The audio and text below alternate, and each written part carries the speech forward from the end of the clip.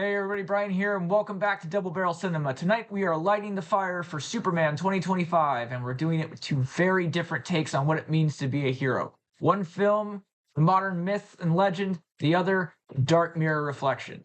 This is the ultimate double feature for truth and justice, one in full vibrant color, the other in washed out shadows. First up, the cinematic superhero blueprints. I am of course talking about Richard Donner's Superman the movie. Superman the movie is more than just nostalgia. It is sincerity in its purest form. It opens like a fairy tale, plays like an epic, and ends with a man literally turning back time out of love, something that I and Kevin Smith have both affirmed. Superman doesn't have that goddamn power, but it doesn't matter because it plays in the movie.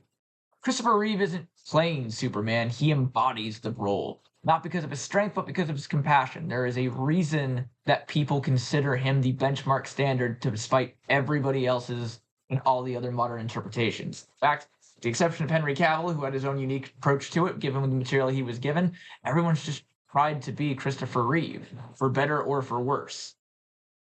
This movie believes in decency, it believes in restraint, in kindness. It's unironic in how earnest it is, and it's not afraid to do so.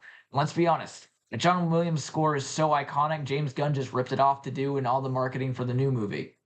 When they promise you will believe a man can fly, I doubt Dick Donner knew that people would still believe it when they watch this movie today. Clark Kent isn't just a disguise, he's the part of Superman that chooses to walk among us and not above us, despite what David Carradine told you in Kill Bill Volume 2. And maybe that's what James Gunn is trying to bring back in the modern reboot.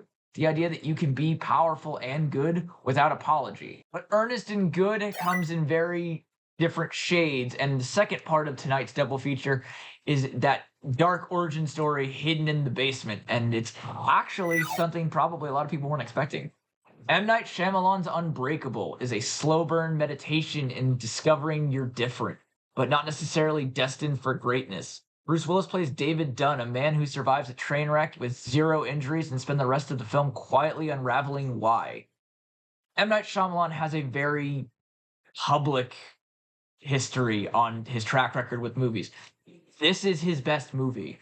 And the only time that he came close to this after his first three greats of this, Sixth Sense, and Signs is when he made a sequel to this with Split, where Reeve flies in blue and red, David Dunn slouches in a green rain poncho, where Superman saves the day in public, Dane moves silently through the train station, brushing past evil like a detective made of stone. It's heroic minimalism, and it's absolutely completely undervalued, and more people should know about this movie. Thankfully, with Split and Glass, it kind of came back on people's radar. But I know a lot of people who have never heard of Unbreakable, let alone know that it's an M. Night Shyamalan movie.